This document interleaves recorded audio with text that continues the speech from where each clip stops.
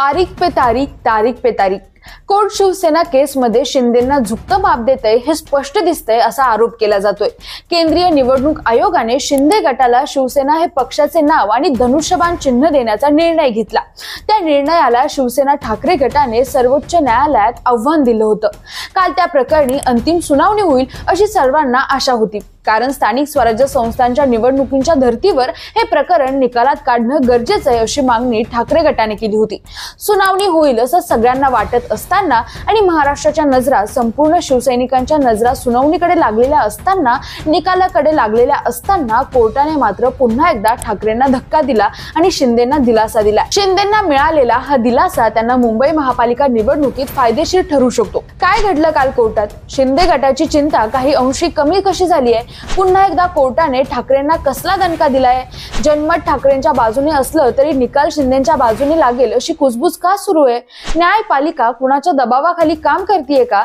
सरकारचा त्यात हस्तक्षेप होतोय असा आरोप का केला जातोय? उद्धव ठाकरेंना न्याय कधी मिळणार? शिवसेना पक्ष आणि चिन्ह महापालिका निवडणुका आधी ठाकरेंना मिळालं तर त्याचा काय फायदा आणि शिंदेंना त्याचं काय नुकसान होईल याचा सविस्तर आढावा या व्हिडिओ मधून घेऊया। नमस्कार, मी काजल आणि तुम्ही बघताय मराठी मंडळी। काल न्यायमूर्ती सूर्यकांत उज्ज्वल भुयान आणि NK सिंह यांच्या खंडपीठासमोर सुनावणी झाली।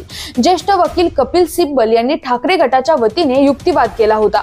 महाराष्ट्रामध्ये स्थानिक स्वराज्य संस्थांच्या निवडणुका जानेवारीमध्ये आहेत, त्यामुळे कृपया लवकरात लवकर सुनावणी घ्या, कारण हा पक्ष नाव आणि चिन्हाचा प्रश्न आहे अशी विनंती सिब्बल यांनी केली। यावर न्यायमूर्ती सूर्यकांत यांनी स्पष्ट केलं की या प्रकरणी आम्ही 12 नोव्हेंबर 2025 पासून अंतिम सुनावणी घेऊ। त्यामुळे काल झालेल्या याचिकेवरील सुनावणीवेळी न्यायालयाने 12 नोव्हेंबर पासून अंतिम सुनावणी सुरू होईल असं सांगितल्याने ठाकरे गट नाराज झालाय। मात्र कोर्टाच्या या निर्णयानंतर सिब्बल यांनी लगेचच आमदार अपात्रतेचा मुद्दा उपस्थित केला। महाराष्ट्र विधानसभा अध्यक्षांनी एकनाथ शिंदे यांच्या गटातील आमदारांना अपात्र घोषित करण्यास नकार दिल्याच्या निर्णयाविरोधात याचिकाही सूचीबद्ध करण्याची मागणी सिब्बल यांनी कोर्टाला केली। सिब्बल यांच्या या मागणीवर न्यायमूर्ती सूर्यकांत म्हणाले, अयोग्यतेचे प्रकरण आणि अन्य खंडपीठासमोर सूचीबद्ध आहे। दोन्ही प्रकरणे सोबत सूचीबद्ध करण्यासाठी तुम्हाला सरन्यायाधीशांची परवानगी घ्यावी लागेल। कोर्टाच्या सूचनेवर सिब्बलही लगेच तयार झाले। त्यामुळे आता सरन्यायाधीशांकडे ठाकरेंकडून दोन्ही प्रकरणे एकाच खंडपीठाकडे सूचीबद्ध करण्याची विनंती केली जाणार का आणि त्याला सरन्यायाधीश परवानगी देणार का याबाबत उत्सुकता आहे। दरम्यान उद्धव ठाकरे यांच्या मार्फत करण्यात आलेल्या याचिकेमध्ये निवडणूक आयोगाच्या फेब्रुवारी 2023 च्या आदेशाला विरोध केला आहे। निवडणूक आयोगाने संघटनात्मक रचनेमधील पक्षांतर्गत बहुमताबाबत विचार केला नाही, याऐवजी निवडून आलेल्या आमदारांच्या आधारे शिंदे गटाच्या ताकदीला महत्त्व दिले असे तर्क याचिकेमध्ये देण्यात आलेले आहे। एका बाजूला कालच्या सुनावणीवेळी ठाकरेंचे वकील कपिल सिब्बल यांनी मला फक्त 45 मिनिटे युक्तिवादासाठी हवी आहे असं म्हणत होते, तर दुसऱ्या बाजूला शिंदे गटाच्या वकिलांनी आम्हाला युक्तिवादासाठी 3 दिवस आहेत असं सांगितलं।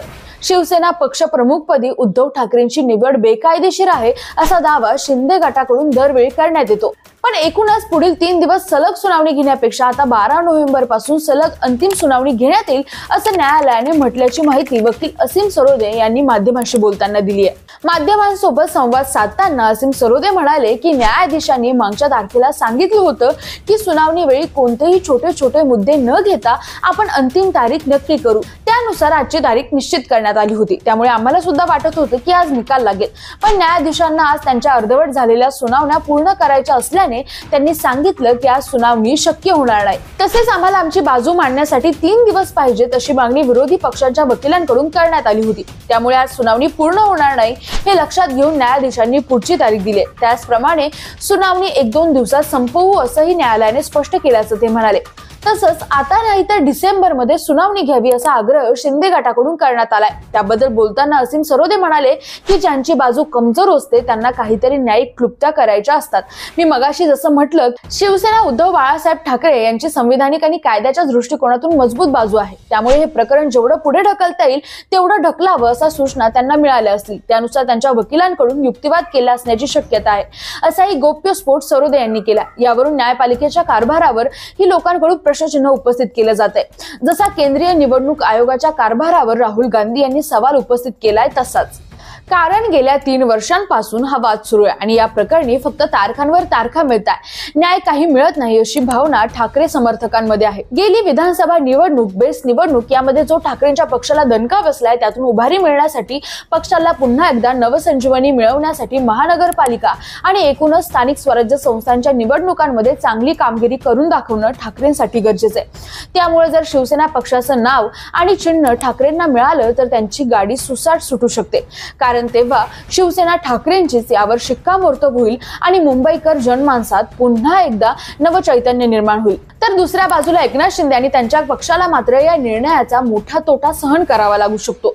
आमदार अपात्रतेची टांगती तलवार इथपासून ते पक्ष चोरला अशी जनमानसात खराब होणारी प्रतिमा असा दुहेरी फटका त्यांना बसू शकतो।